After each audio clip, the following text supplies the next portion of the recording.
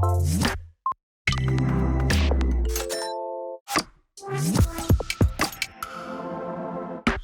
guys, I'm Brad, and welcome to the Great Hollywood Rewrite. This is the podcast where we take a look at some of cinema and TV's most troublesome titles and have a poke around under the hood. Today I'm here with John. Hi John. Hey Brad. How you doing? It's been a while since I've had you on. Welcome back to the podcast. Yes, excited to be talking about Solo. Yeah, I know you've got strong feelings about this one. We've spoken particularly about his name, but we'll maybe we won't touch on that.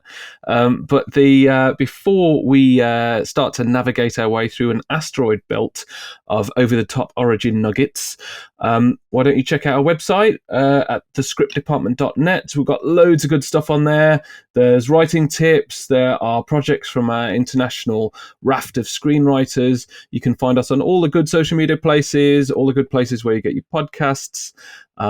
Give us a like or a subscribe, hit that bell. And also you can now buy us a coffee. You can find the link in the description below if you want to support us for making awesome bits of content like this one, then and just join the cause. So John, Solo. So this was 2018, eventually directed by Ron Howard, and it was without. I mean, it was written by the Kasdans, so it should be amazing, but it wasn't without its problems when it before it even got to the screen. But when it did, it was sort of a lukewarm thing that went on with it. How did you find this? How are you feeling about Solo? How were you feeling about Solo, and how are you feeling about it now? Yeah, so I went to see it in the cinema, and I was just so tickled watching it the whole time. Loved it I didn't love it from start to finish, but I had a really good time with it from start to finish. And I came away with a smile on my face, and I thought, you know what? Not every Star Wars film needs to be Skywalkers finding their destiny. It can just be a good old heist movie or something like that. And I love that. I'm a huge fan of Rogue One, so the whole A Star Wars Story kind of subtitle was something that I was very in favor of at Lucasfilm, and I do hope they revisit that brand at some point, particularly with Disney Plus now. But so I really enjoyed it. Had a lot of fun with it. Who doesn't love Ron Howard? So that was all great. I bought it the day it came out in Blu-ray, kind of added to the collection. And I even went to I can't remember which place it was, but I went to a particular supermarket that had like a special edition sleeve on the Blu-ray, and I just wanted that. And I really went out of my way to do my weekly shopping that week so I could sneakily buy it. I remember watching it again that weekend and having a slightly lesser good time with it, and I haven't seen it since. I know it very well because it's not a film that is hard to follow or anything like that. It's quite memorable as well in parts, which probably is a good thing. But my ultimate takeaway now, kind of looking at it compared to other Star Wars fare that we've gotten before and after, is that this is inessential viewing. That's how I feel about this. There's some great moments in it. It's really enjoyable. There's some great performances in it from actors, from the characters, from the actors playing really cool characters as well. But at no point do I feel I need to go back and watch any part of this film to satisfy a kind of a hunger that I have. When I was watching Obi-Wan Kenobi and I was seeing these amazing Vader moments in it, I was thinking, I just want to go and watch Rogue One again so I can see that whole great Vader moment. I'm watching Andor at the moment and I keep thinking about Rogue One. I think Rogue One is essential viewing because of the way it bolsters certain weaker components of the Empire and the Rebellion and the Death Star as a threat and so on and so forth. I don't feel this film does anything to kind of double down on aspects of the Star Wars universe or bolster aspects of the Star Wars universe. And I think you could arguably it hurts the Han Solo character in certain minor ways. The name, I think, is an issue. I think we will have to touch on that briefly, but it's just very minor ways like that. I think it's a little bit rushed as a film, and I think it's trying to do a lot or trying to tick a lot of boxes and answer questions that I don't think we really cared about asking at all, really. And ultimately, I don't feel I've learned anything. I've taken away anything about the universe of Star Wars. So the that to me is how I feel about it. I know it sounds like I'm kind of I'm very critical of it. I'm not. I really enjoyed my time watching it twice. But there's so much Star Wars fare now. I don't know why I need to go back to this. Yeah, yeah, I get. It's interesting that you used the phrase "in essential viewing" because I hadn't thought of it that way. I think there are things that they tried to do in this film that they tried really hard to make it hook in and fit, and they were trying to give it a reason. Like, oh look, this is the Kessel Run, and this is the moment he meets Chewie, and this is they were trying to make the important and it was the important moments happen on screen, and it felt like there were too many in it. It felt like it happened too quickly, and in a way with Rogue One, which I love. I mean, I love this film. I really do like Solo. I really do like it. I just know it has problems, and like with Rogue One, or unlike Rogue One, it didn't really break out on its own. Rogue One was literally dovetailed into A New Hope. It was literally fed right into the start of it, but it felt like its own film, which was a tremendous feat, and it was respectful and it worked. And then this film it was almost cursed anyway because of the director change. We've done podcasts on director changes before. We've written articles about it. Like it's can be quite a big curse, particularly when the director films more than half. I think it was 70% he reshot. So he really changed it. Fair enough. I quite like Lord and Miller's films. I think their films have been fantastic. And they were really hot at the time, and I'm sure there will be again because they're very talented, which is why they ended up here. And there was just a real clash with the studio and their wants and desires for this film. And then it got redone, and it wouldn't necessarily have been a flop if they didn't spend that extra, what was almost certainly 100 million on reshooting 70% of the film. I'm sure they could reuse sets, and actors were paid. But that's They were still paid up for 3 weeks. Do you know what I But mean?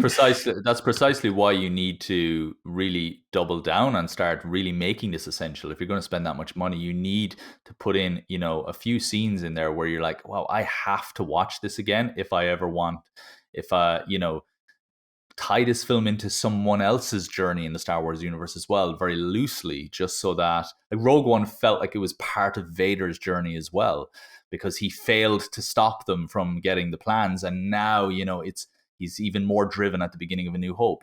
Just little clues, little moments like that, or even just seeing Jimmy Smits playing Bail Organa. Bail Organa, yeah. And just just seeing him return in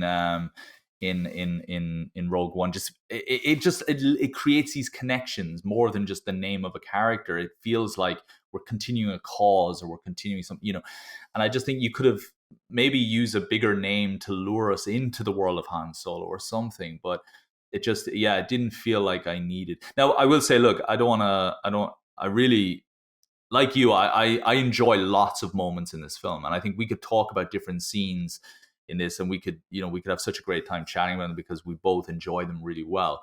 I think Ron Howard is a great filmmaker, and I do think he made some great action in this film, and the Kessel Run feels tense in moments. It is great viewing, but it's I just think the thesis of the film, or what it's trying to say, or how it's trying to fit into the wider Star Wars universe, isn't totally there.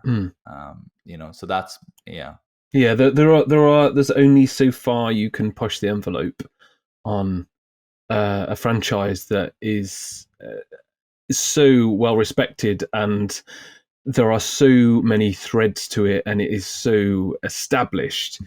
I know that Lord and Miller were trying to really push the envelope. I saw a few interviews with crew members saying they were doing 20 to 30 takes, and that was for improvisation, and as they'd done on 21 Jump Street, to get this whole buddy kind of movie going on. But it's obviously that didn't work for the studio, and they pulled the plug. They pulled their plug and then carried on with what what is just, I guess, a safer pair of hands in Ron Howard, the I'd be Oscar-winning Ron so Howard. Yeah, I'd be so interested to see what those discussions look like, where you've got Kathleen Kennedy on one side, this very seasoned, I mean, just real industry veteran. I mean, in every sense of the word, she's been there at the birth of so many incredible franchises, incredible moments in cinema history. And here she is having to address these issues with two filmmakers who are in themselves, incredibly talented veterans at this point. And how does that conversation go? I think that would have been so fascinating to hear. Like, you can imagine a person, it's their first writing job or it's their first directing job, being reined in a little bit or something like that. You can understand how that conversation might go. Look, you've got a lot to learn here. Like, you can't do it that way or whatever.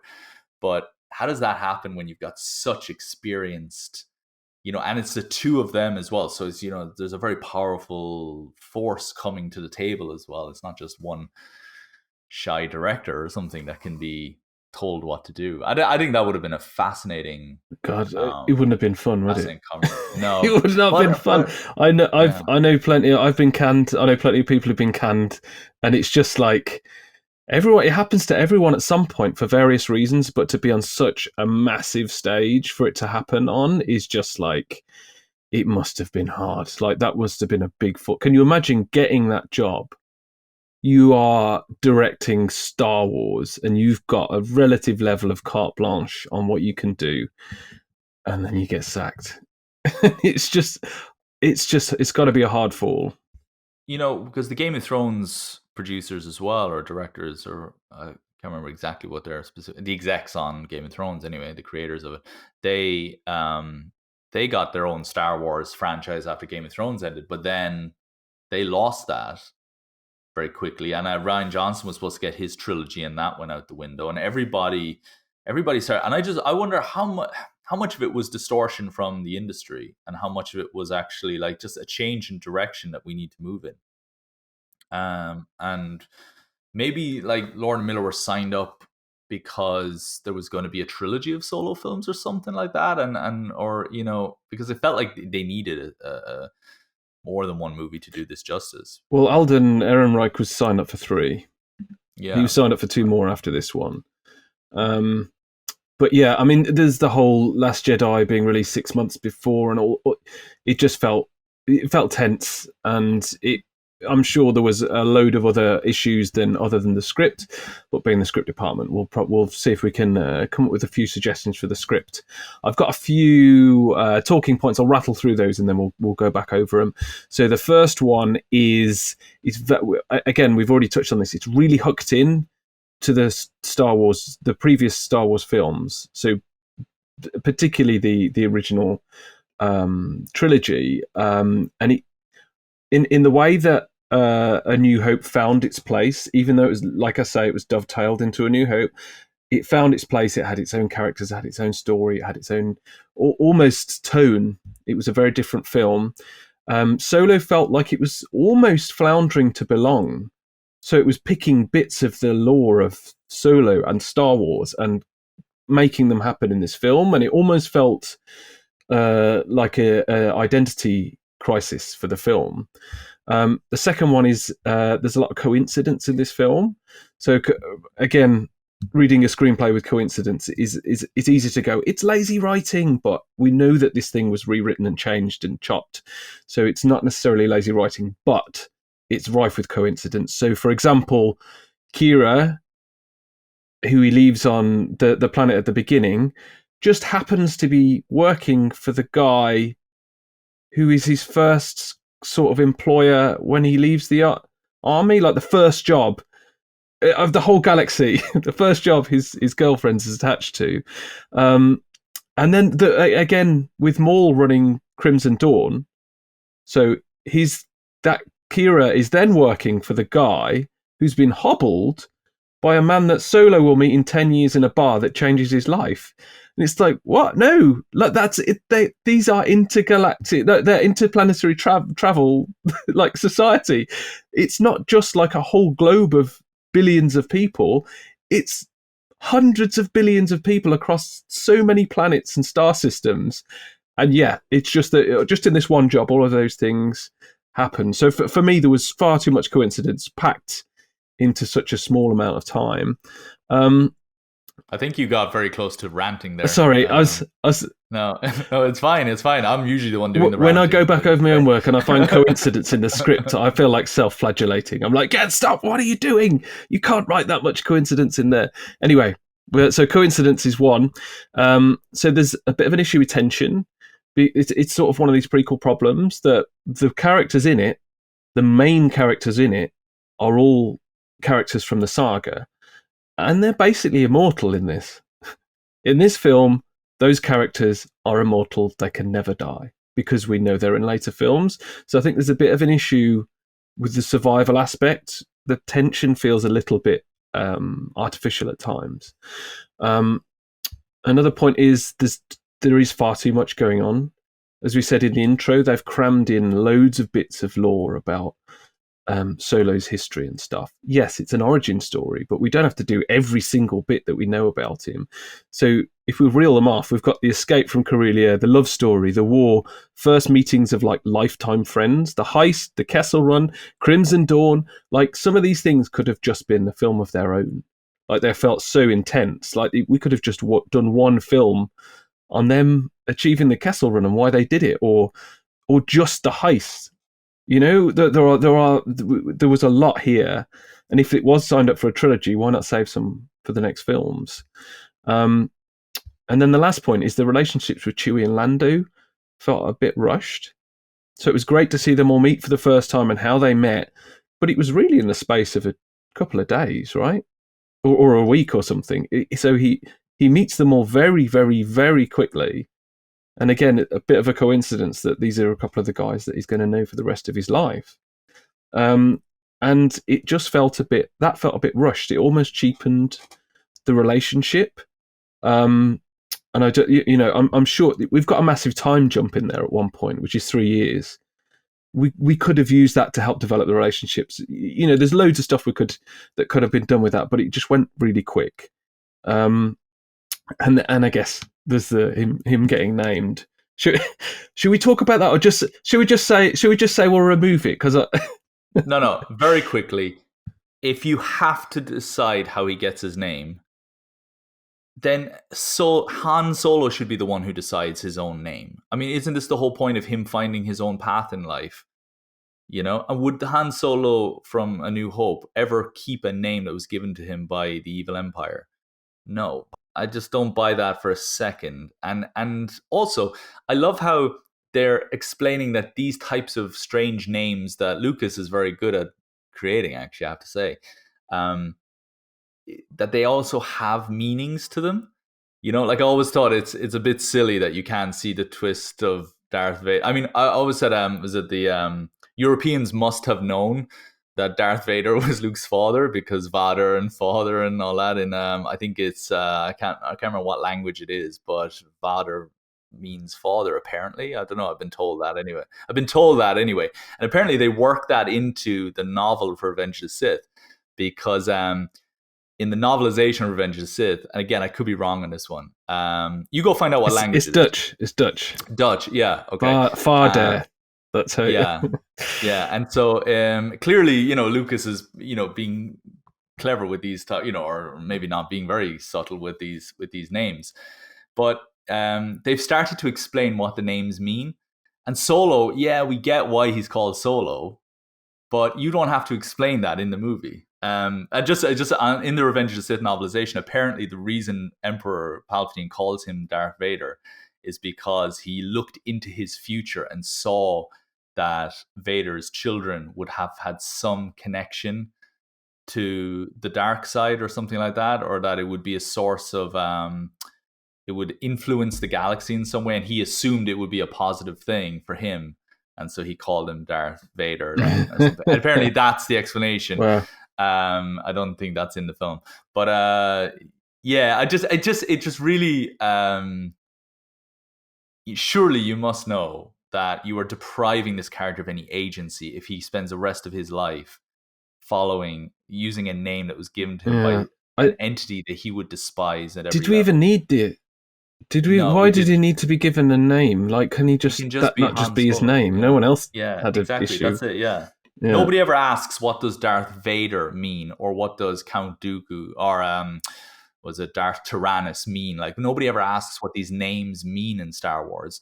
And like did Anakin Skywalker's mother's great grandfather like literally walk in the sky or something like that? No, we did. The name doesn't mean anything. It's just a cool sounding name for a movie. Anyway, yeah. now that's my rant out of the way. Well, I mean, now we've touched on the other films. If we go back to point one, well, just I guess we are removing that from the film, right? The naming, just to be clear, Yeah, yeah. it's We don't crystal need it. clear on that. We don't want that.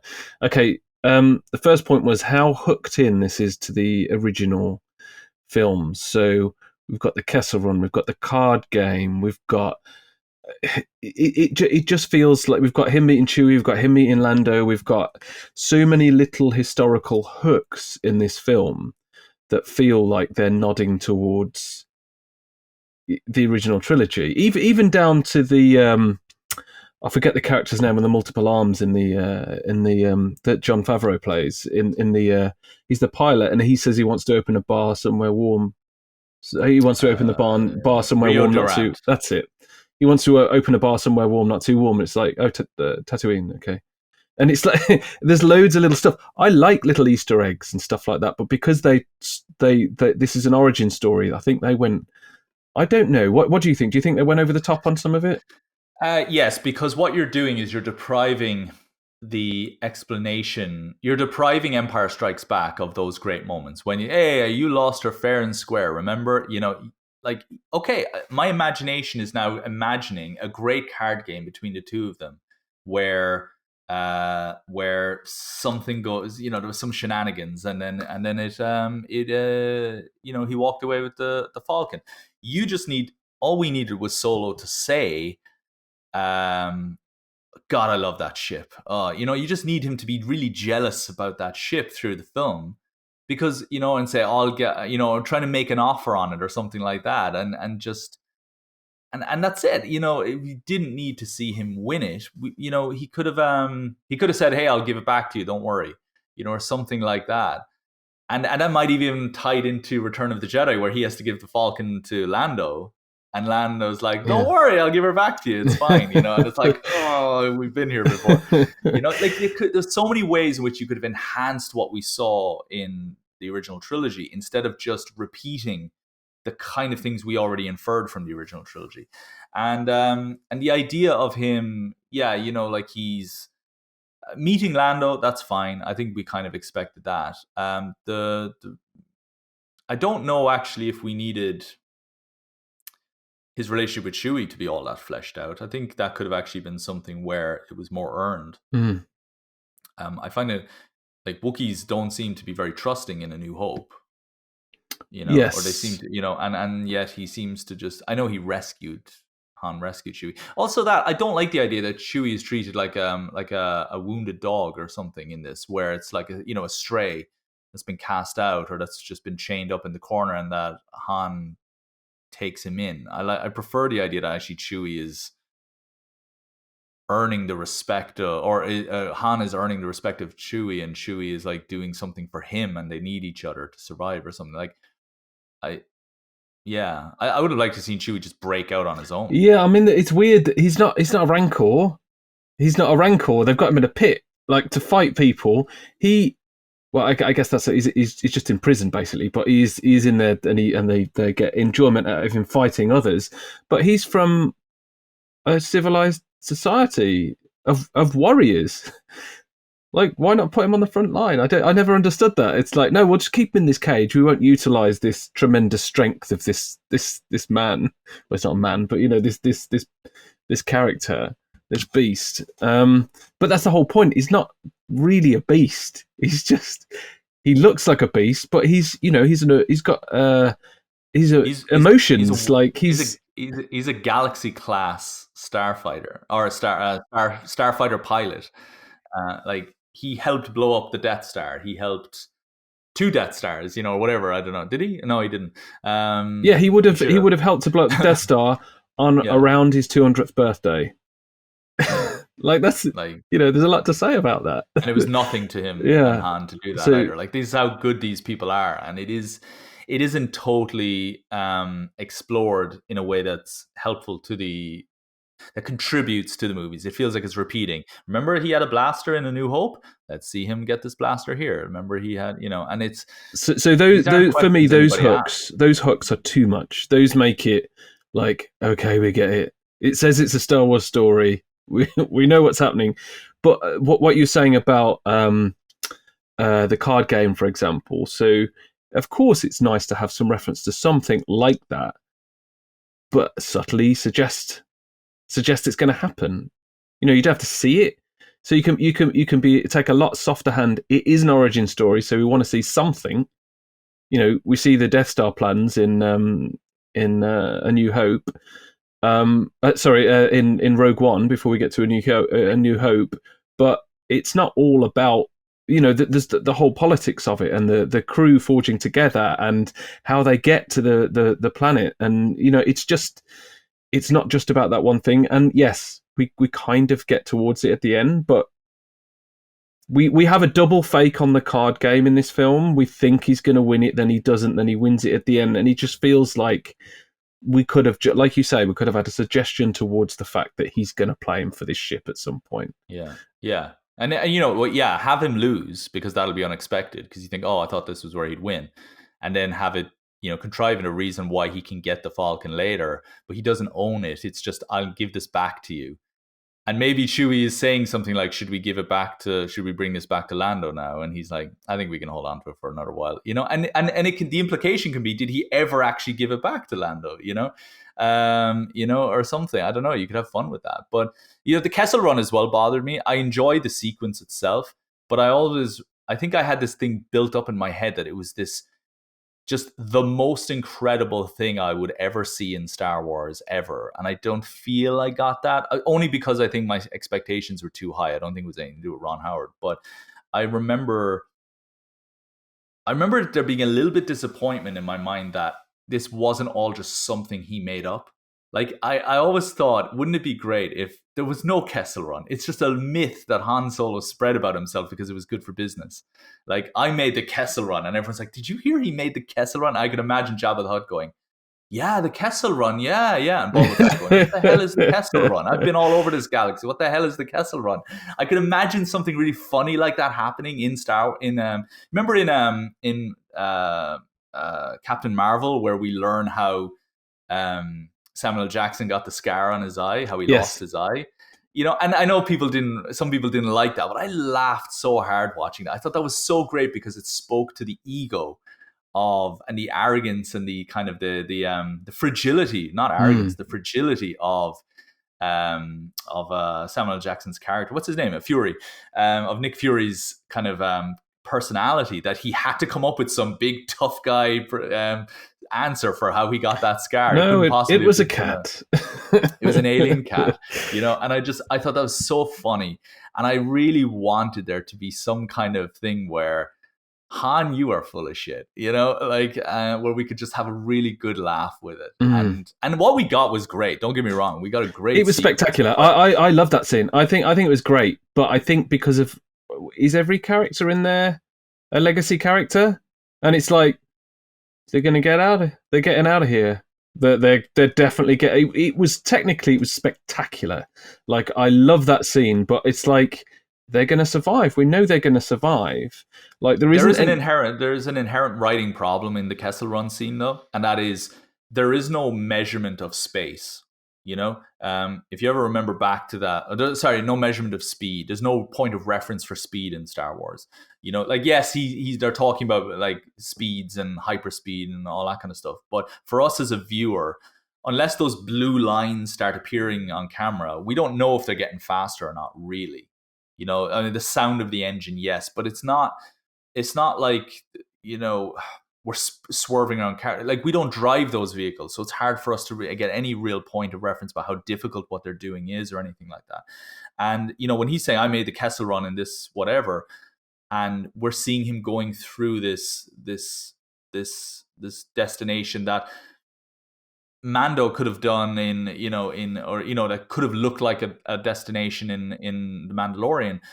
Um, I'm just thinking, I don't know if this is special. It's special because you've called it the Kessel Run, but I don't know if that's special otherwise, because you're talking about spaceships flying at nearly the speed of light sometimes, and at the speed of light sometimes, and so I think it would have always been better to not do the Kessel Run and instead for it to be something he makes up. Like he hears, somebody says, I don't know. I just think you can still give us a great chase moment, a great scene Right. Yeah. moment, So but I have him embellish it later rather than it being this thing where I'm supposed to, like, I guess he's going fast compared to normal, you know? so I like that. I like the idea that we're going to retain.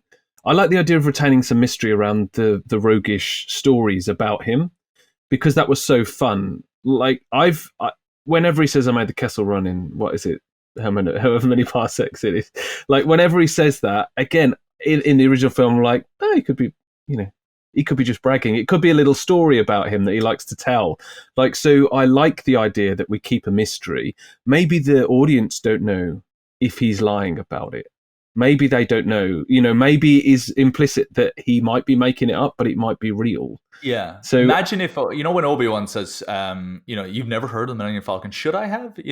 And it's like, no, actually you shouldn't have, because it is a piece of junk, as Luke says. Like, I always thought when Luke says the Millennium Falcon is a piece of junk, I'm always thinking, is it a piece of junk? Because it looks pretty cool to me, like when I was a kid, right? And then, you always see them like hitting banging the computers and all that to get it going and all that kind of stuff. And by Empire Strikes Back, you're like, yeah, this is a piece of junk, but it's great, and I love the idea that everything that he builds his life around, the Falcon, the mythology, even the way he's the kind of the currency he uses to kind of flirt with Leia in Empire Strikes Back.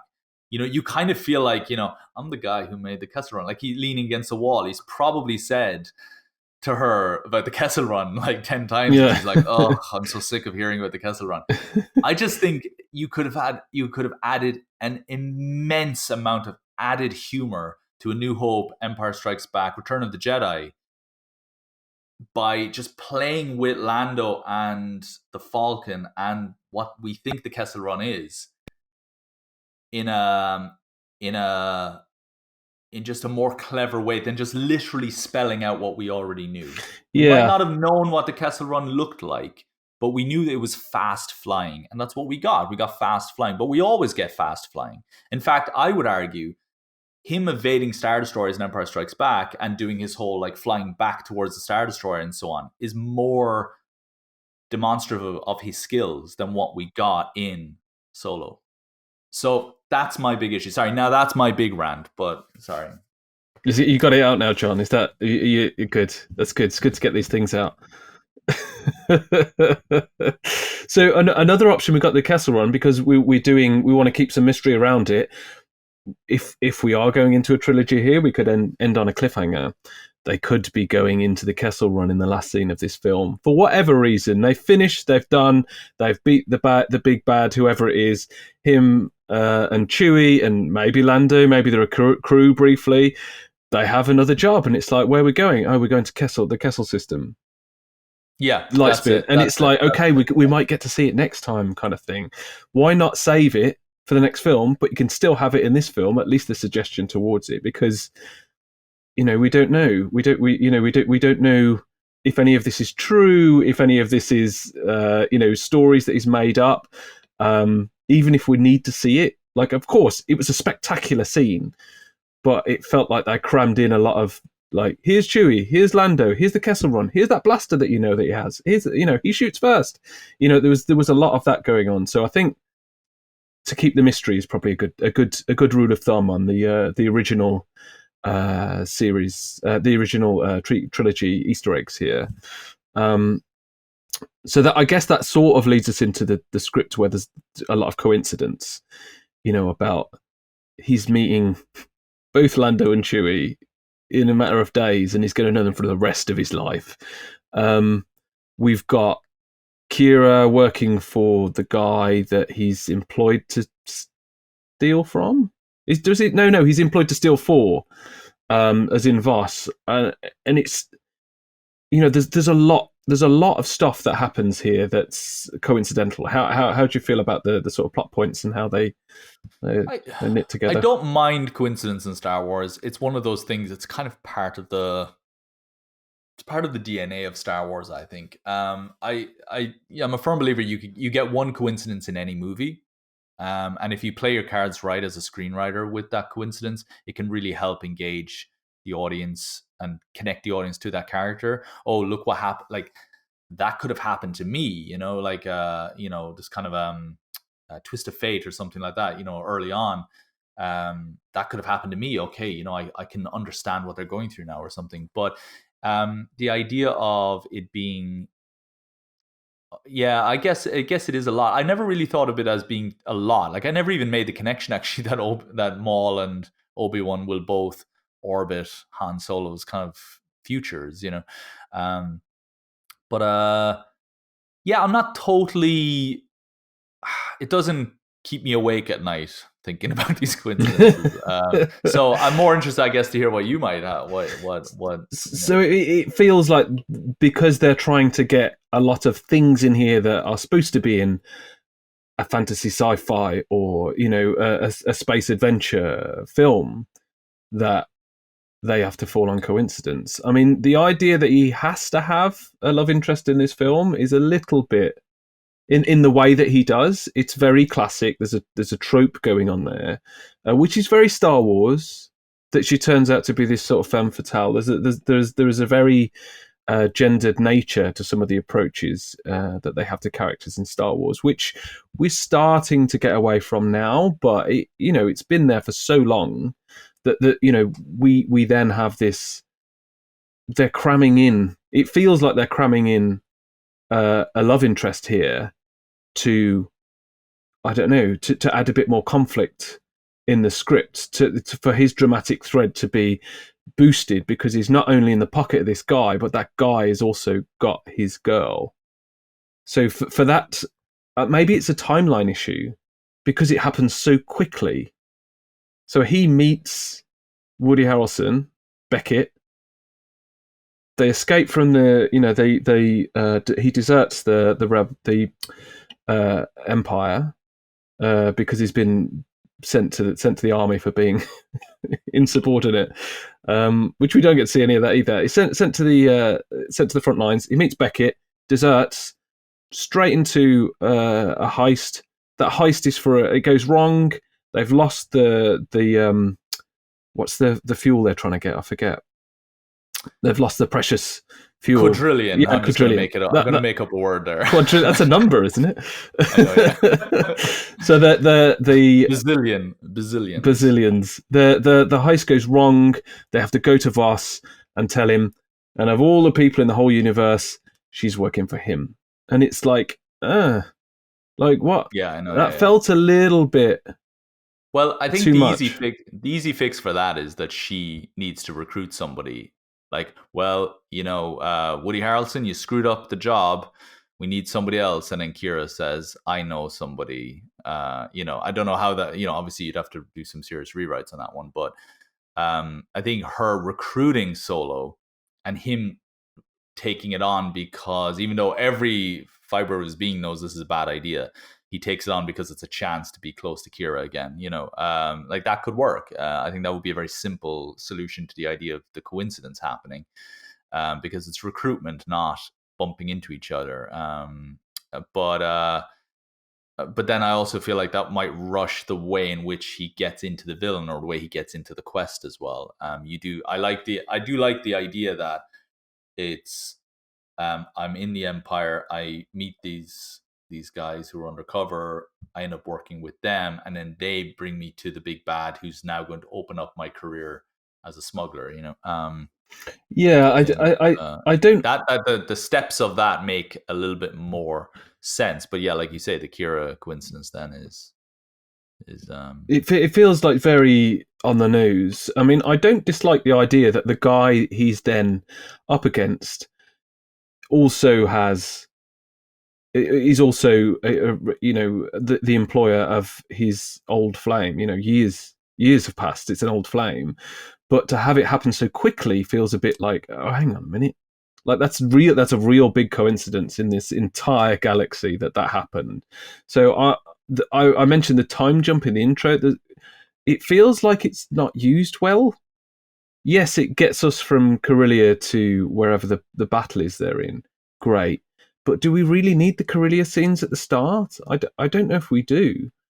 Because you could still, if you show time passing, because it would also help with the Chewbacca issue. You can see them being forged friends over time. You jump in and out. They do multiple heists with this gang. They do loads of jobs. They become friends. We see a staccato edit of 3 years of them making friends. They do these jobs, and then it finally gets to a job for someone called Voss, and he's a bit cagey about it. And then it turns out that the girl he grew up with works for him, and he knows this, but he keeps that secret. Okay, I've got an opening for you. So, right, the big problem with prequels or kind of origin stories is that they're oftentimes they're devoid of any backstory or devoid of any active questions, because we're getting the answers to the questions we would have had in the first movie. And I think you do need to come in a little bit later into. I think the problem is that we always start a bit too early in prequels or in origin stories, and I do think this film starts too early. I mean, you might as well have shown him being born as well while you're at it, and because like we're seeing him where he was raised and all that, and it's just not interesting, and it's not. I don't think anybody really cared about where he grew up. You open with him in the military, the war sequence. You have this incredible Star Wars sequence, right, where it's just you do, I don't know, like All Quiet on the Western Front, like one of the most spectacular epic war sequences in fantasy.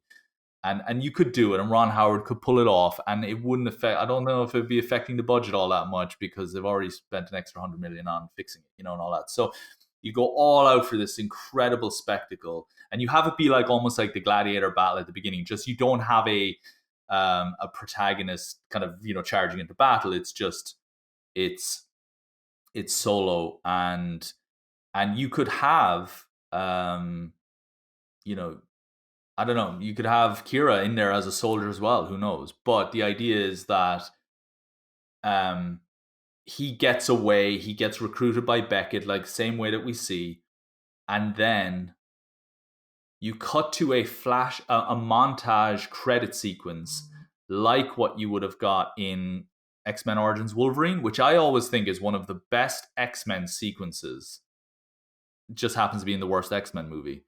But we're going through the Civil War, we're going through World War One, we're going through World War Two, we're going through the Vietnam War, and as ridiculous it is that he keeps fighting in all the wars, I love the idea that we're seeing Apocalypse Now, or Platoon from the perspective of Wolverine. We're seeing Saving Private Ryan from the perspective, and it looks amazing. And along the way, you're seeing the two brothers falling apart. You're seeing one guy trying to prevent the other guy from killing a soldier, and so on and so forth. And you see them just becoming more separate as the montage continues. And then finally it's, credits, title, and then, 10 years later or 50 years later, whatever it is, And I think you do something like that where you have this montage of them all working together, and, they don't like each other at first, and then they do. And then Chewie and Han are kind of spending their time together, and the others are a bit jealous, like, why aren't you guys with us? Or, that kind of thing, or there's lack of trust, etc. And then by the end of the credits, you not only have you gotten this wonderful tapestry of the Star Wars galaxy and the way Han has jumped in and out of these different things, but you could even put in like a great little cameo moment in one of those flashes, like, oh my God, that's Jabba the Hutt or something, or look at that's Boba Fett rocket pack flying around in the background or something. I don't know. But you just have all of these little things that just inspire the imagination, add so much value to the adventurer that he's supposed to be. And then cut the credits, fast forward, it's been 5 years, and it's Chewie and Han playing cards in Lando's club. And it's, did you get what we came for and all that? And, Beckett's waiting outside or something. But then it could just be a case where, like, he gets in trouble and he gets brought before a gangster, and it's, well, we would have killed you, except, well, you had a Wookiee, but also I was told that you were somebody I should meet. by who? Beckett or something like that. He assumes Beckett or something, and it turns out no, it's Kira who actually, recruited you. Something like that. And it's just we've earned the relationship straight away. We've jumped right into the deep end. We're not asking for some contrived meet cute between Chewie and Han. It's there. It's all embedded. And I like that. I like seeing the time pass. I like seeing that. How's about, because I like the big war. I like the idea that there's this war at the start, and you can imagine how conflicted you're going to be seeing him fight on the side of the Empire. So I like the idea there's the big war at the start. I feel that the passage of time we could use with him and Chewie, with Beckett, because if we're trying to eradicate the coincidence that Kira's with Voss, yes, she could recruit him, but would she do that is the question. Like, would she want to, if she's working for an evil guy who's going to kill him, would she bring him in? So the thought I had was, could we, I think I mentioned it when I briefly touched on it, could they be fighting together, or him, the idea is that he's fighting this war. He does desert with Beckett and Chewie, and he does not like Chewie. And then the time passage is them doing various heists around the galaxy, each time becoming better friends, being better at their skill, being better at piloting. And you see them sort of forging their way, and you see them becoming the rogues that they are, and the smugglers, and you see them becoming these characters rather than just them automatically being them. Do you know what I mean? And, they fail, they get better, they don't fail, and then eventually it comes to a job where Kira's there, and that is the coincidence, but they've done 50 jobs already. Yeah. It's not the first job. or even can Kira just simply be the unrequited love of Voss? Is it what's his name? Yeah, Dryden Voss. Like, Dryden, she works for Dryden Voss. We've never met her before. She has no connection to Solo, but she's the one who's had to hire Solo. Like, go find me a smuggler for this job. She's hired Beckett's team. Solo's there. Solo just is like, who is she? And they're flirting, or whatever. Or, he's trying to flirt with her in a comical way. Chewie's just kind of rolling his eyes, etc. And all the while, there's a clear chemistry there, similar to the way Leia and Han had this kind of, where she's just like, please get away from me, you nerf herder, or whatever it is. And it's and Dryden Voss can be, so arrogant about his status that he's like, well, I want you, Kira. And Kira's like, let's keep this professional. And it's kind of working him up that, like, he can't, like, why doesn't she like me? It's like his ego can't handle that. And I love that. And it immediately gets in the way then. Like, no matter what Solo ever does, no matter how valuable he ever is, Dryden Voss is he's so self-destructive to his own cause that he will let his ego get in the way of good business, and he will want to kill Solo. And so there's that immediate kind of undertone then to... Now, I don't want Kira to be a character who needs rescuing from Dryden, but Kira can make that very clear for herself. Like, I'm not somebody who needs rescuing here. Like, I've got my own game plan here. And then it turns out she's a double agent she's Maul's ear, or she's Maul's mouthpiece. She's Maul's mole. Ah, there we go. I think that's another meme from Brad. So with I love the fact that there is a conflict with him and Voss immediately because of Kira, but I think that would be stronger if they had history, and there would be a lot more conflict in this. We don't need the intro at the start. We can just get him upset. Like, just with the audience, you can see there's tension about him working for Voss, and we don't know why. The reason is he's going to do this. He wants revenge on this guy, but now he's employed by him. But the rest of the gang don't know this. Maybe Chewie does. I don't know. But so it's a secret conflict with him for Solo and the audience to know, but not the gang. So this will eventually trickle out. and we've got this moment where they're like, hang on a minute, are you playing us as well as him, because you haven't told us about your plan? There could be a load of conflict in that, and we can still get the idea that he's trying to get Kira, although she doesn't care, and she could probably kill both of them if she wanted to. That there's this trifecta, there's this triangle going on, which is not comfortable. They just had some nice conflict in there, I think. I like that. I love that idea that there's a reason why he's not with any of that gang, or the reason why he doesn't keep a gang anymore, or a crew anymore, after this film. And it's because he uses his crew in order, the crew that brought him in and Shui, he's using them, or he's playing them as well. Like, I think in some way would be very cool. Yeah. Yeah. Like, to get to get to Kira, or to protect Kira, or whatever. Well, he'd be massively conflicted, wouldn't he? Because they'd be effectively his family. Yeah. But they're not his family. But you have to play into the idea that Kira is somebody who doesn't need protecting, and that she's almost going to scold Solo for, like, you're only hurting yourself here. Like, I can take care of myself. Yeah, I don't need this, and I don't need you, kind of thing. Because even Leia never needed protecting, and it was almost one of the things that Solo was like, in A New Hope, he almost felt like he wanted to be the lead, take the lead, and protect everybody. And it's almost like, God, we're never going to get out of here. Like, and it's actually Leia's the one who's actually the one taking that lead. Which is so great. Nice. Yeah. Okay. Okay. So I guess this sort of leans into the tension issue a bit, because we're now talking about the change of use of characters here. So the tension in the film suffers from the prequel problem that the characters in it are immortal. So to use some of the family, the crew that he's going to go on heists with, all these rogues, sort of Guardians of the Galaxy style, we could make them more central to his story. I knew there's something going on with him and Woody Harrelson, that he's almost basing himself on him.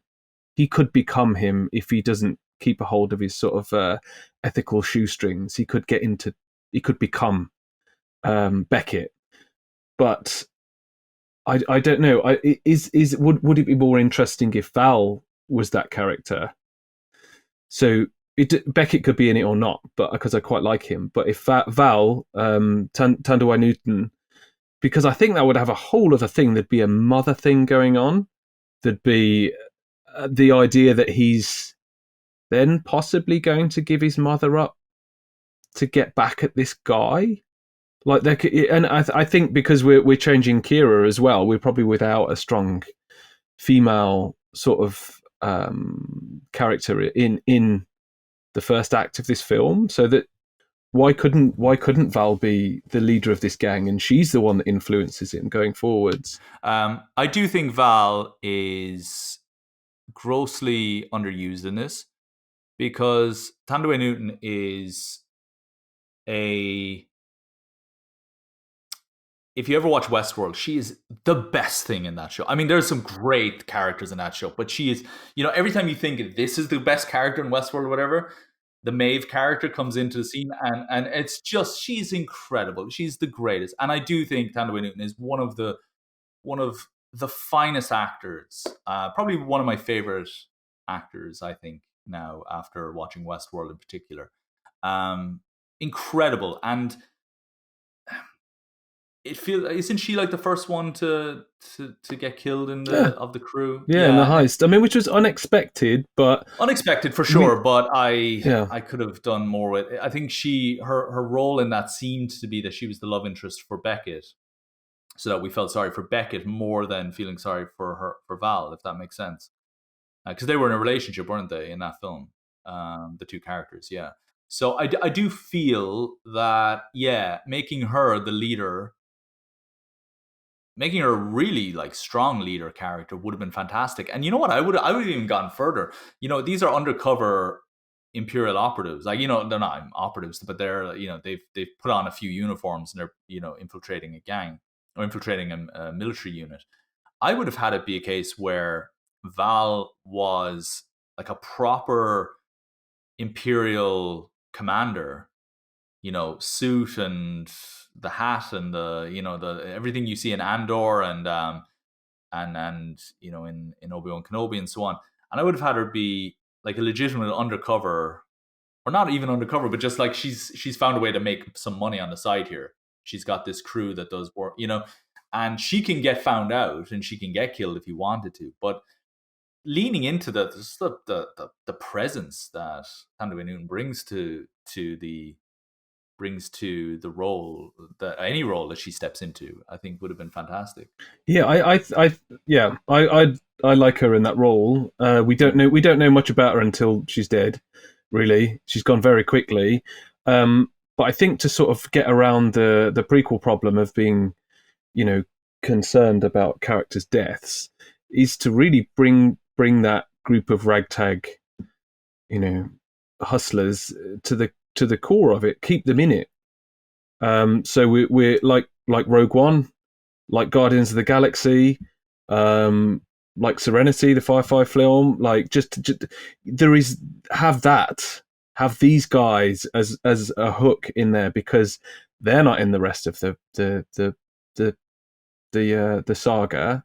Like, we would have worry for those guys. Yeah, I know Woody Harrelson's in and out of it, but his ethics are questioned very early on, and he's lost emotionally. He's lost. He's not going to be saved because of the type of character he is. Go on, John. Sorry, I was just going to say, if when you watch Maeve in Westworld, not to keep referencing Westworld, she's such a feisty character in that, and she's such a witty character, and she's such a badass. And she is, in many ways, the kind of character that Carrie Fisher brought to the table in Star Wars.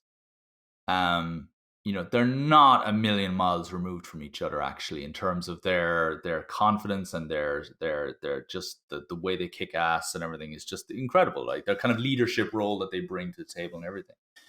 In what is a very man's world in Westworld, Maeve knows how to hold her own, and the same Leia. I get parallels, and I think, what, this is a movie that is about Han Solo, the guy who manages to win the heart of the strongest woman in the galaxy. So why not make? You need a character in this, and I don't think Kira is that character, but I think Thandwe Newton could be that character, where she is not a love interest for Solo, but a female presence to match that of Leia that we're missing right now. Like, what are the conventions of a Han Solo storyline? It's he's joined at the hip to a very, very strong female character, like a really, like, one of the strongest female characters in the franchise, or one of the few female characters, actually, to be honest. Make Thandwe Newton's character that kind of equal, where whatever role she plays, whether she's big, high-profile Imperial officer or whether she's a smuggler, roughing it on the streets, have her be somebody that we go, wow, she's the new Leia. And then if she does get sacrificed later on in the story, it's a loss for the audience. And it can resonate with Solo in a way, like a Han Solo in some way that maybe then might affect later on the way he thinks about Leia. When he sees Leia, he's like, you remind me of somebody almost, it's, I don't know. I feel like there's some mirroring that could be done here. What do you think about that? I don't know. Is that crap? Yeah, I think, I don't know if Bill, because we've already, and again, we haven't really spoke about the character yet. I can't remember her name. Who's the Enfys Nest? Yes. So she's kind of built up to be the rebellious character in this, right? And she's dramatically underused as far as I'm concerned. We get her at the start, and then there's a bit at the end, and then that's kind of it. Because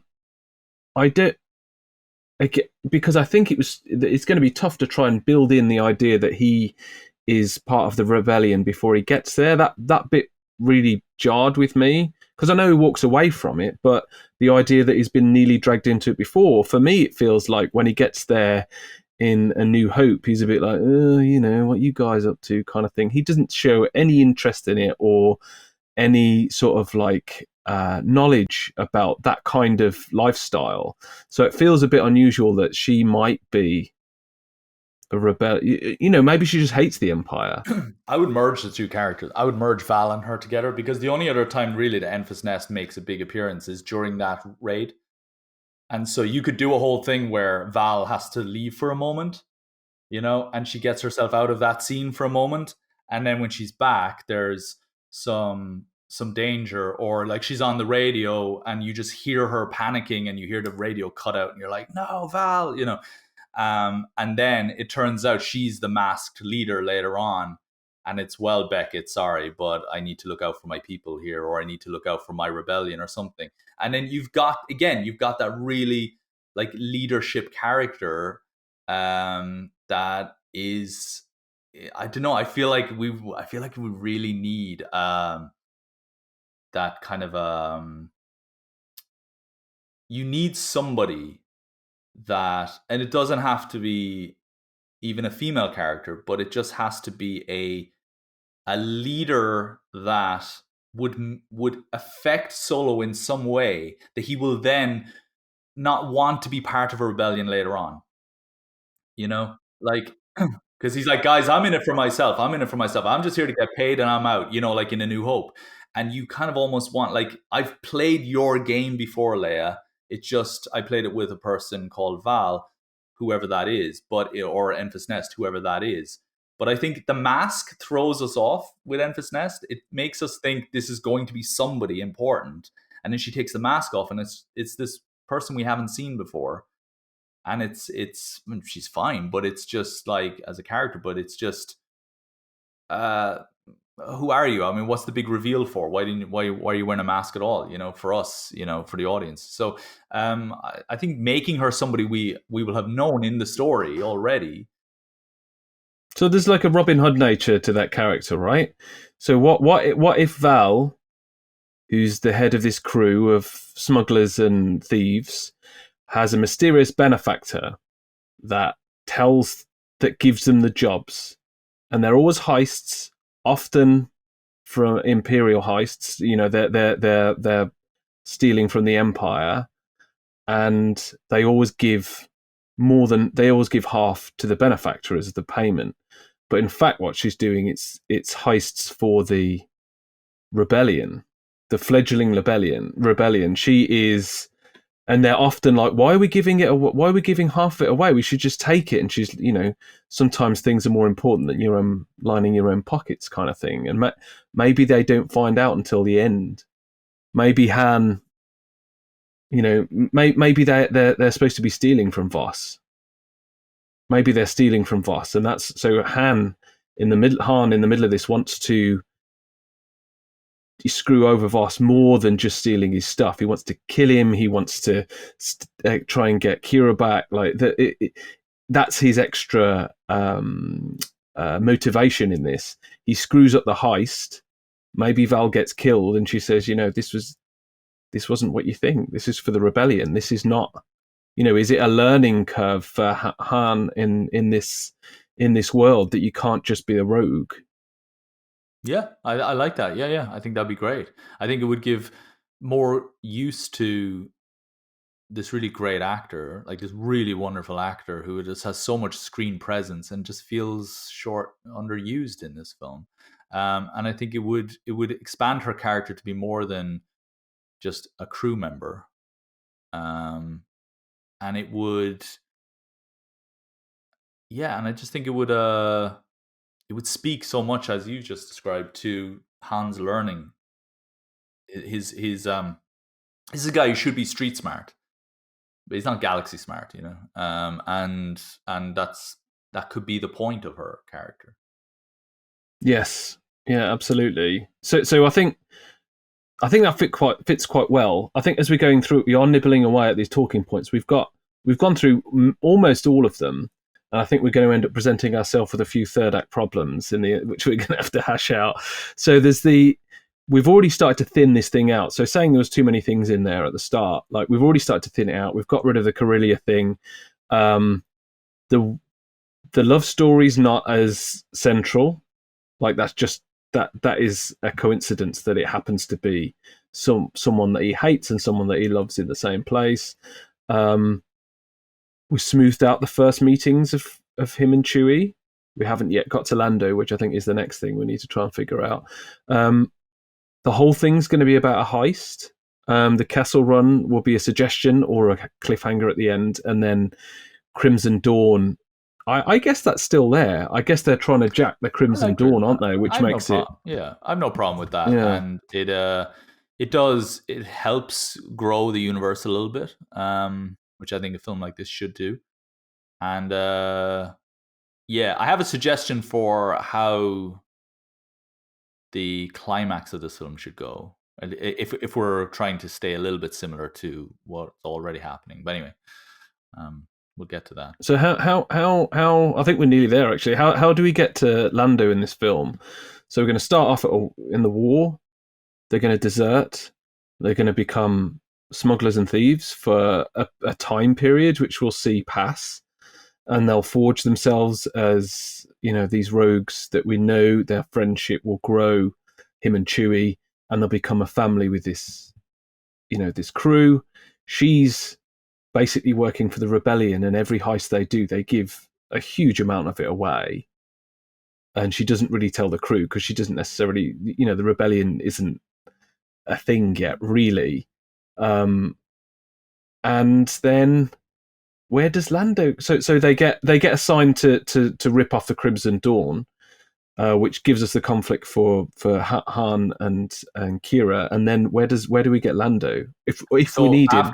After our big montage moment at the beginning, I would have credits, and then we cut to the rain, and people running for shelter or whatever, and we're in this kind of a almost, you could almost imagine a kind of a back alley, in a kind of tropical climate, back alley casino somewhere where people are staying out of the rain and drinking and all that kind of stuff. And we're following into this room where they're all sitting around and they're playing a card game, and it's Lando and there's a bunch of other people and it's Han as well, and maybe Beckett is there as well. And the idea is the more people at this table, the more chance we have of I don't know, sussing out the situation or whatever. And Beckett's struggling and Han is bumbling or whatever. But anyway, the idea being that they end up winning, or they end up fleecing Lando out of enough money that he has to give them the Falcon. It's a way, you owe Dryden Voss a lot of money now. We've tricked you into owing a lot of money to Dryden Voss, and because of that, he has come to collect. If you're blackmailing him into joining this, giving us your ship because we need it for this mission. We don't know what the mission is yet. We're going to learn that as we go. And they can be briefing Lando, and Lando can be like, the Kessel Run or whatever, or it can be, or whatever the mission is. It doesn't even have to be the Kessel Run, but it's just oh my God, and then that's how he's in, and it's to pay off a gambling debt. It's in keeping with his character. He got himself into trouble at the casinos, and he's now got to do a job for these men, or for these characters, and I think that would.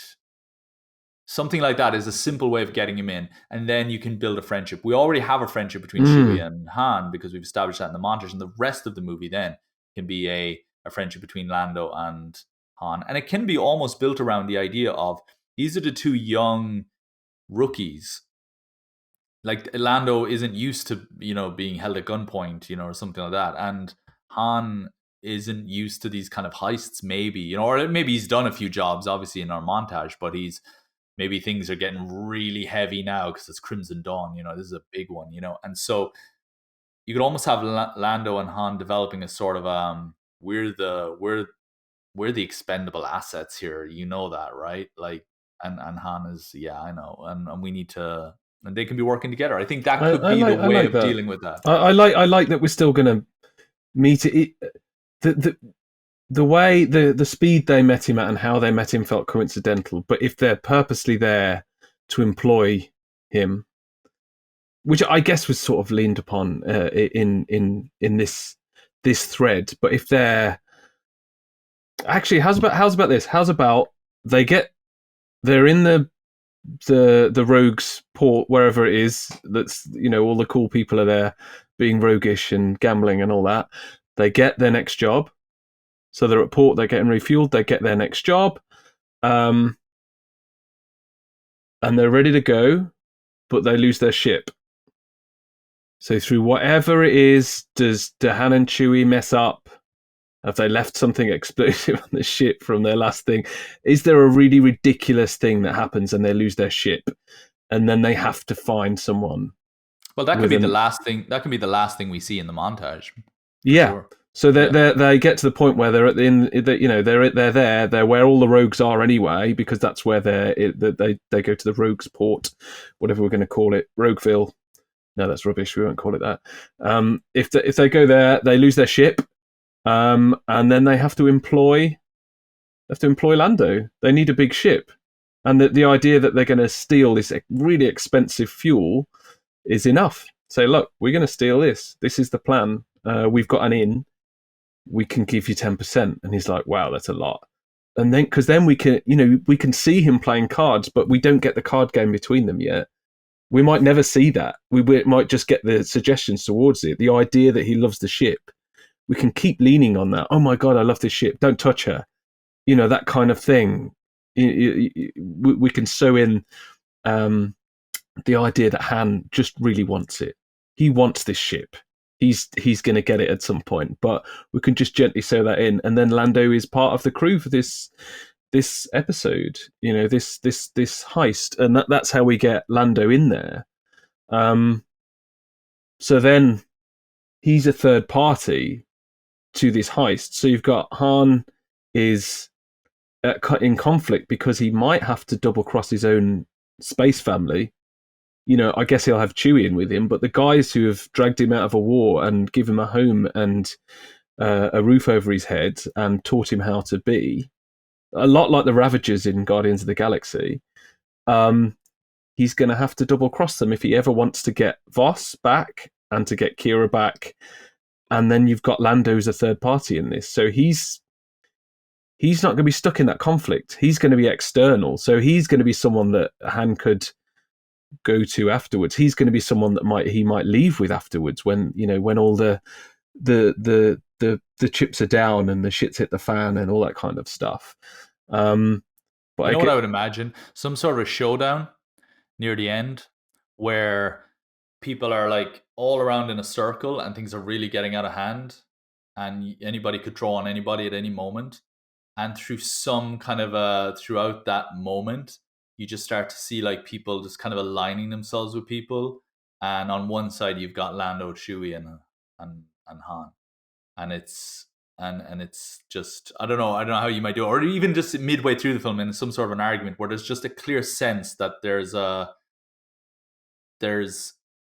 grouping happening here, even if it's just for a moment, and then they all kind of get back. Will you guys shut? Val comes in and goes, "Will you guys stop bickering? Get back to work." Whatever. And it's just, but for a moment we're like, you guys are sticking together here. Like you guys are, something visual, like a visual cue. Which is your poster, your Empire magazine moment. The three of them next to each other with the gun ready, the hand with the holster. Yes. So I think this is coming together quite neatly. So we're going to have the war, him becoming a Ravager, let's call it for ease of use. Him and his family lose their ship. Are they family? Him and the crew lose the ship. The boss is working for the rebellion, but they're still rogues, they're still thieves, they're still hustlers, they still have smugglers. To do deals with the devil. And yeah. Stuff like that. So they often steal from the Empire. This time they're going to steal from Crimson Dawn. It's very dangerous when they get there. Han is conflicted, or when he learns about it, Han's conflicted. Val is skimming from the top. Dryden Voss doesn't like it.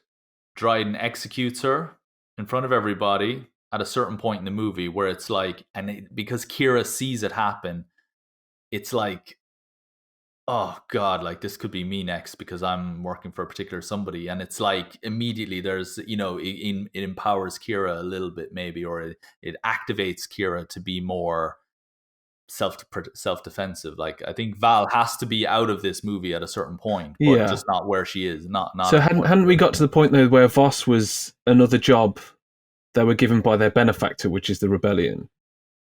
So they're not working directly for him. They're trying to jack him, which is dangerous. Um, so he would be the big bad in this, I guess. If we want to keep him, do we want to keep Voss?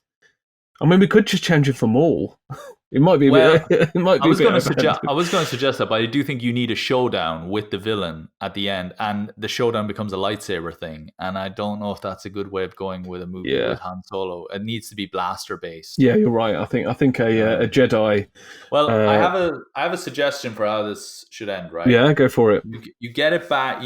Play out the rest of the quest as is. I love the part where they go in and Chewie has to rescue all the other Wookiees from the mine and all that. Like I think all that's fantastic. And they do their thing. They bring it back. Val is revealed to be the rebel leader, and so on, and she can get killed by Dryden Voss at that point if needs be, or she doesn't. Whatever. I'm not kind of fussed either way. Really, I think the more I think about it, but um, well, I think obviously it'd be great to keep a character like that, but I think there's equal dramatic value if she was to be killed in the middle of a mission or something. But anyway, I think the idea of, you remember at the end of Casino Royale where you've got Mads Mikkelsen's character, and he doesn't, like, Bond doesn't kill him.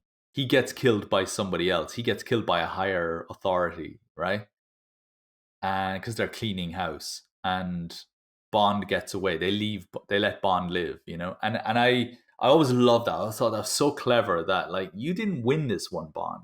They did. And I think if this is Han's earlier outing, he shouldn't be winning. He should be allowed to live. And I was always thinking, Dryden Voss could be there, with his laser blaster in the air, and he could be, you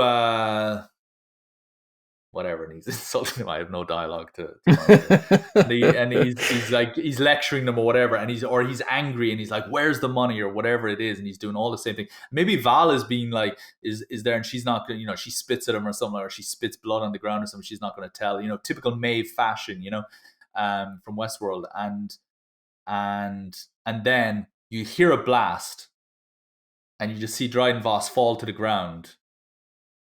And then you see a bunch of goons come in to clean house, and Solo and Val or whoever, they're all just there looking like, what the hell had just happened? And then you have Boba Fett just walk in, and it's like, don't forget this or whatever, and he's just ordering them what to do, and then they all leave again, and Boba Fett just turns and looks to them and just throws them some money for their troubles or something like that and walks away. And it's like, yeah, Crimson Dawn are cleaning house here. And it's just, Han has just had an encounter with the man who's going to have a big, you can see the hand you in his can life. Yeah. I mean, again, we're going against our rule of not hooking it too much into Easter eggs and stuff, but you can imagine the dialogue, can't you? Chucking in the money, stay out of trouble, kid. Yeah, I'll be back. What I was also going to suggest was that it could be Boba Fett leaves him like a calling card, almost like, if you want work. Or I don't know how that would work, if it makes Boba Fett a bit too dialogue heavy or whatever. But I think you can't have a Hutt. Like, you can't have Jabba the Hutt coming in or being there, because he wouldn't be there. He'd be at his palace. But you could maybe have somebody from Jabba's court that maybe we recognize with Boba Fett. And Boba Fett could just be the enforcer to make sure that, or, the bodyguard. And it could be somebody coming in saying, if you want proper work, somebody else doing the talking, so it doesn't kind of diffuse the mystery of Boba Fett a little bit. But I just think it again, it does the idea of recruitment gets rid of a lot of the coincidence factors in this movie. You were recruited by this person because of your reputation. That's okay. We accept that that's how the world works sometimes. So I don't know. Yeah. So do you think it's too much of a coincidence that he will have so much of a big influence on Han in the future? Do you? Well, my original pitch for this whole movie would have been that he's working for Jabba the Hutt the whole time since he was a kid. And Jabba sends him on a mission, and he decides, like, I don't want to work for Jabba anymore, and he wants to get away.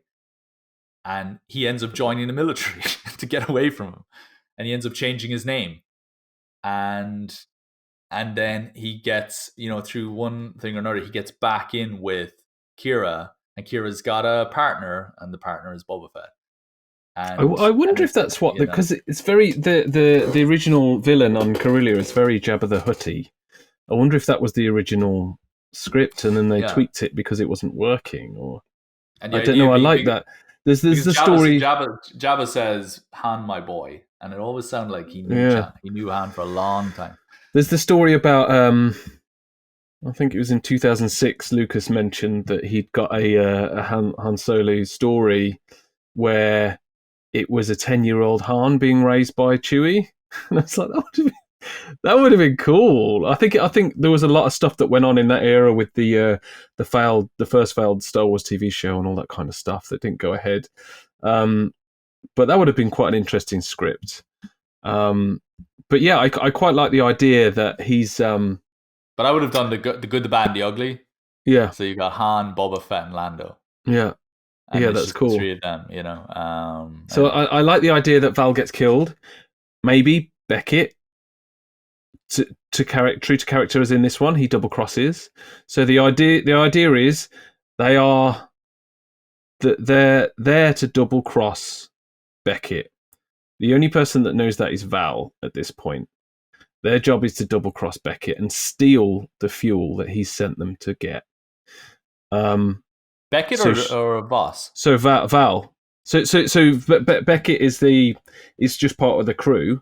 Voss is still the big bad. Their job, as far as the crew know, is to get the stuff for Beckett. Their real job is to get the stuff through Beckett and then steal it. And then Val is going to keep some and give most of it to the rebellion. So this will all come out in various ways, which I think are probably too intricate for now. How secrets will get revealed. No. Let's write everything. Okay, let's do every word. I'm opening a final draft. And maybe Beckett sees an opportunity in this and double crosses the whole crew. Sells out to Voss. Sells them all out, and then we have a similar sort of finale. Maybe we do have a shootout, and they're cleaned out by Crimson Dawn, and maybe we do get a Boba Fett, or maybe we get a Cad Bane, or is Cad Bane still around? He is, isn't he? Cad Bane's... Okay, let me write this down. Interior space, night. It's always night in space. Where is it in space? So we get a clear out. How's about this as well? This is probably jumping ahead a bit. We need to go back and sort some stuff out. How's about this? Lando, shot in the arm, can't pilot. He has to let Han pilot. And then they leave for their next job. I've got a great job. We're going to the Kessel system. And the whole idea that Lando was even there when he does the Kessel Run to just rub it in a little bit more, because they're always against. That could be quite good fun. Yeah. I would like there to be. Yeah, you just need some hint in the show that Han is. Okay, what I would do is I would make Han the kind of guy who likes to exaggerate his adventures. So maybe when he's talking with Lando in their first mission, their first time heading out on the ship with the crew, he's exaggerating about stuff he did in the montage.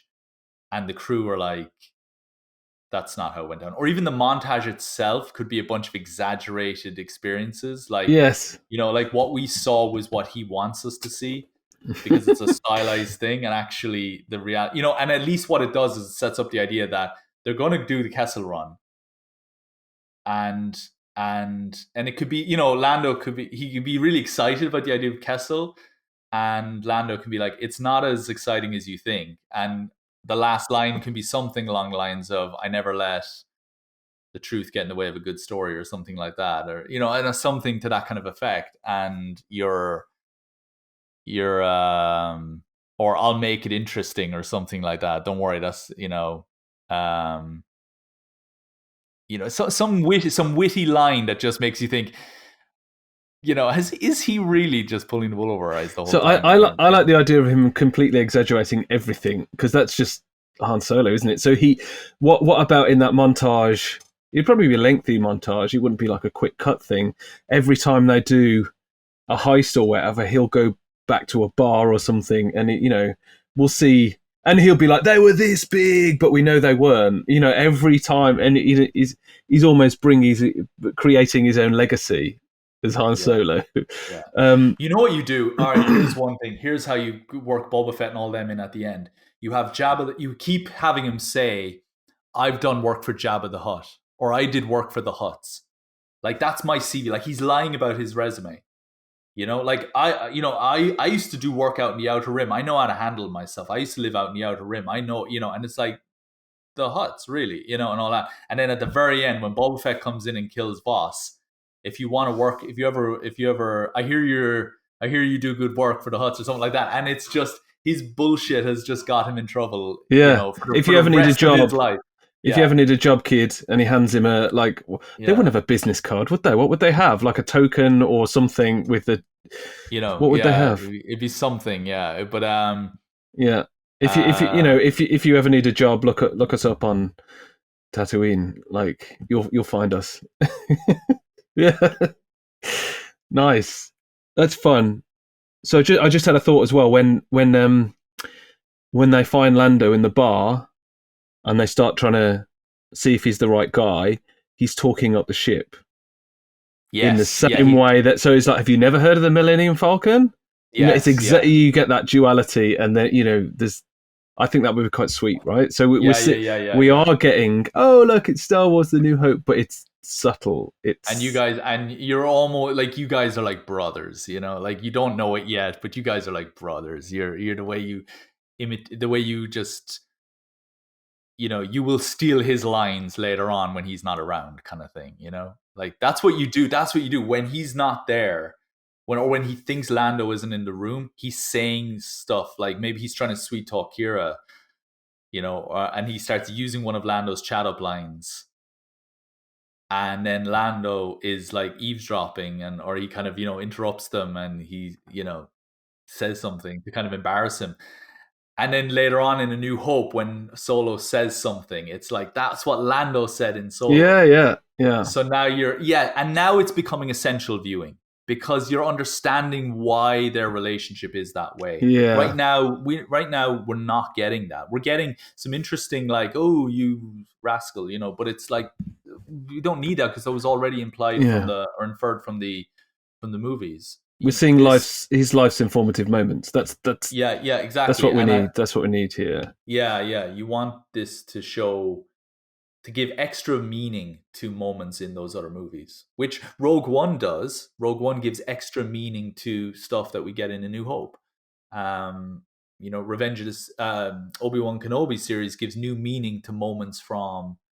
It gives greater weight to moments that we see in the prequel trilogy, and even the reason, for example, why Obi-Wan calls him Darth instead of Anakin in A New Hope, like little things like that, and it becomes essential viewing just for that one little thing. Mm, So, exactly. and So I think, yeah, I think we're definitely ticking boxes here now. Yeah, I think so. I want to run through it now, but I think there's one stress point in here that might be pushing it a bit too hard because we're trying to simplify it. Is it right that Val is a rebel? Is that mud? Are we getting muddy here? Because we've already got,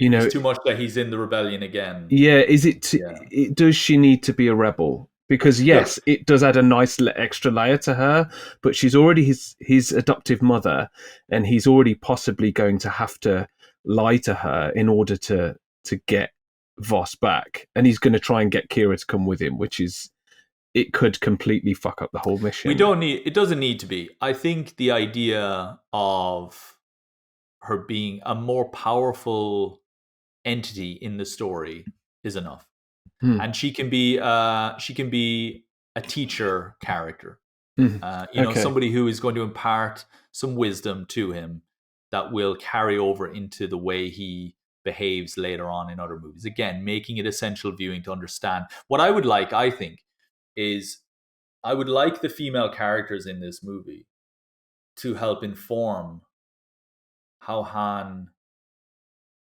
um, Han treats women, I guess, because he is the look. Star Wars has a shocking lack of female characters. Prior to the Disney merger, it's shocking how few female characters there were in these stories, and they're all related. That's the other thing. Like they're either like Mon Mothma is a cool character now because of the mythology built around her, but she could just easily have been Leia giving the briefing in Return of the Jedi. Yeah, yeah. There's a real lack of representation on that front, and I think Han's relationship to Leia has informed the way we perceive Leia and also informed the way we perceive Han. And I do think if the most significant character for a long time, the only female character of value in that franchise is Han Solo. I mean, like if the important character to Leia is Han, then I would like to understand maybe the female influences in Han's life. I think there's room for that because he is, whether we might recognize or not, a vehicle into better understanding Leia as a character. Mm-hmm. I don't know if that makes sense, but I do. No, I do. Yeah, I think having a effectively like a matriarch in his life and his work, that he potentially might go behind her back to get what he wants and takes his after ball and she dies, that would have quite a big effect on his relationship with women, particularly strong women in his life. Yeah. So I think that's quite interesting. And I wonder, is there room to play, and maybe this isn't the place for that, but I wonder, is there room to explore the idea of like, is there something about Leia that reminds him of his adopted mother? Is there something about her position that reminds him of, could Val, like that's what I was saying about Val being in a high position in the Empire, because it's almost the opposite. She's in a high position, Leia's in a high position in the Rebellion. It's like he's in this film, it's almost like a mirror image, except this time it's this woman. She might be a very good woman at heart, but she wears the uniform of the enemy. Maybe just to be undercover or something, but still, there's a kind of almost a mirror in there, that can be played with. Nice, I like that. That was where I was going with those kind of ideas. But I think that works. If they overcomplicate it, I think you're right. I don't think it needs to be rebellion. I don't think it needs to be literal on the nose. But maybe she could even be somebody who was in the Empire, maybe got injured, or maybe got out somehow, and is just. She's never redeemed herself for the things she's done, and she is very similar to the character from Obi-Wan Kenobi. Actually, I can't remember the character's name in that, but yeah, I think something like that. Anyway, yeah, adopted mother that is an educational offers an educational perspective for Han. Yeah, I mean, maybe she is giving some of the bounty to people who need it. Maybe she is doing that, which is a hint of, is this the start of the turn? But there isn't a rebellion at this point. It feels like it would be too, she's a sleeper agent for the rebellion, would feel like there's too many layers to the story. So maybe she is a Robin Hood. She's given away some of the bounty, and Beckett can't stand that, which is why he gives her up to Voss. So maybe that's the hook that gets us there. So if we go back to the beginning, I'm going to try and rattle through it all. So we're going to come in much later. We're going to come in the war. He's still going to have been to flight school and got kicked out. We can get that in dialogue. We can get that in someone checking his file. But we come in later. So he's in the war. Him and Chewie probably discover one another in a similar way. I don't think quite exactly, but him and Chewie come across each other in the theatre of battle.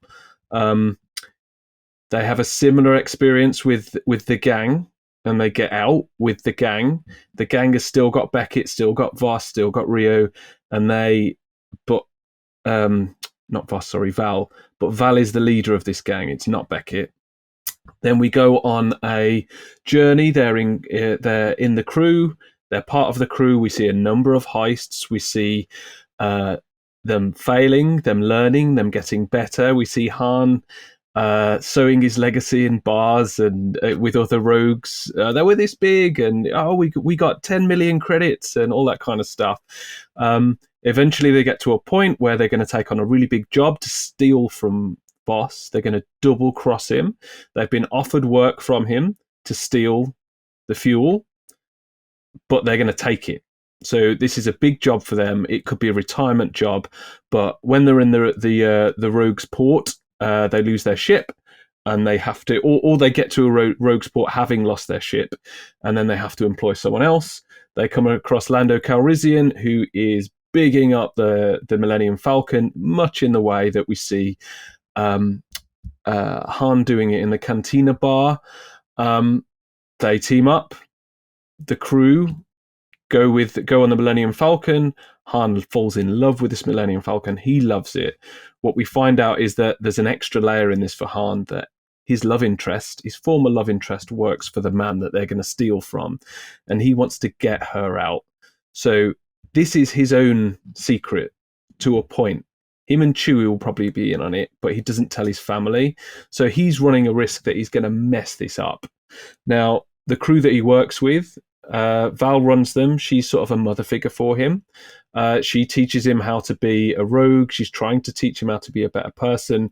She's a Robin Hood figure, so she gives away portions of their each bounty, each booty, every heist they do, she gives away a portion of it to people who've been crushed by the Empire. So she's not rebellion, but she's got something in her about that. Then we get into a point of the film where it's a little bit similar to what we know. They work for Voss.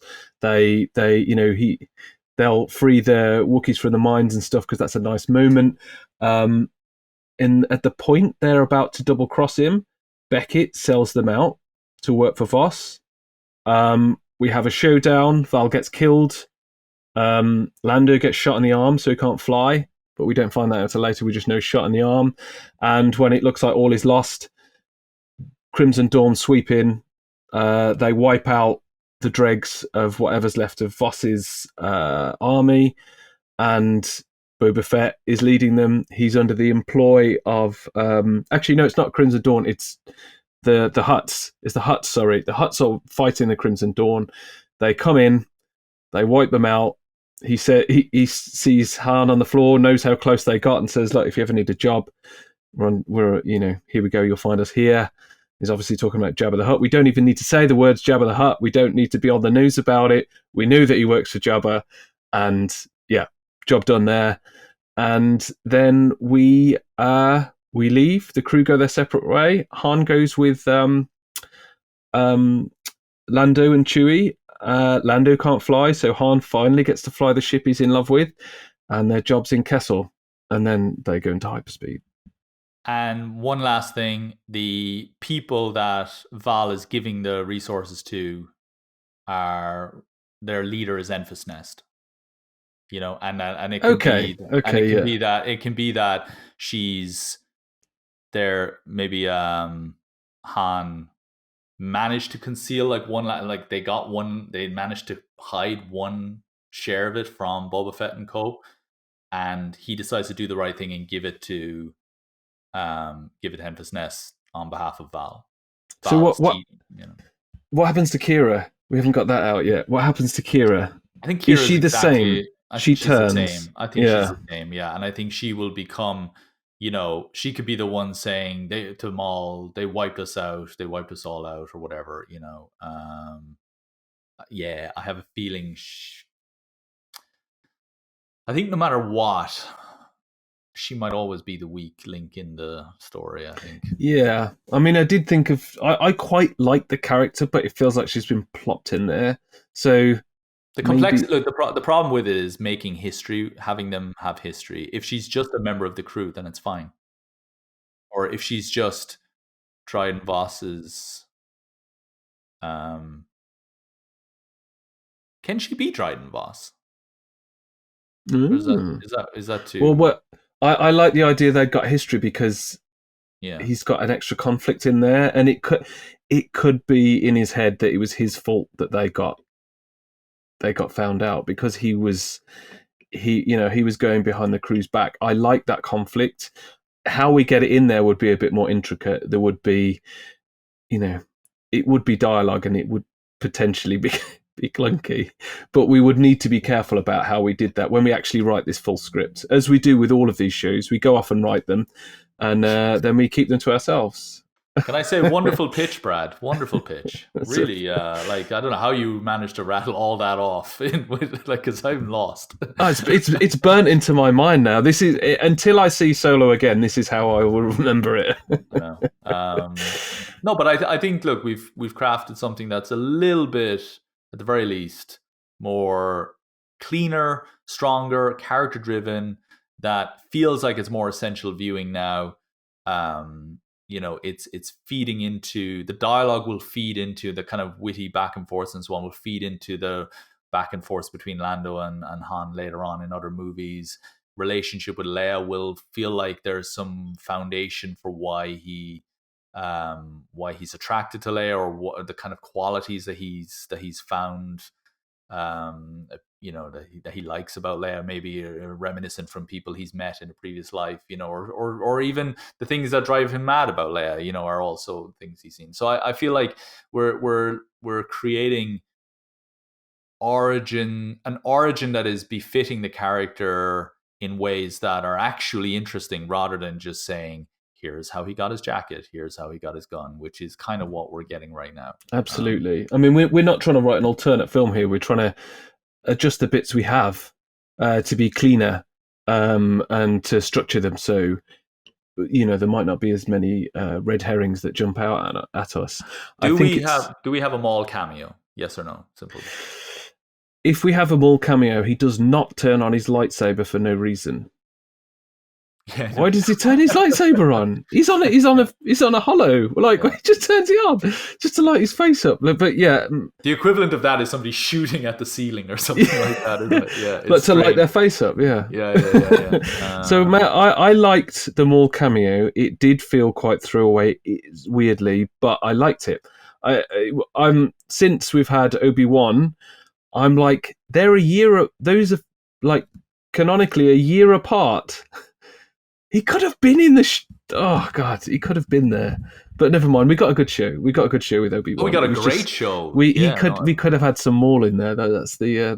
No, I see. I think Maul will be season 2. I think they will absolutely. I don't think season 2. No, this is not going to be season 2. No way. I think there will be. I think. Remember, hey, if we had said way back when that Anakin or Ewan McGregor and Hayden Christensen would fight each other in a lightsaber battle again, and that it would make sense, and that it would enhance A New Hope and all that kind of stuff instead of hurting it, I think we would have all said, no, that's not going to happen. I think there'll be season 2. I think it'll be announced next year at Disney, Star Wars, whatever.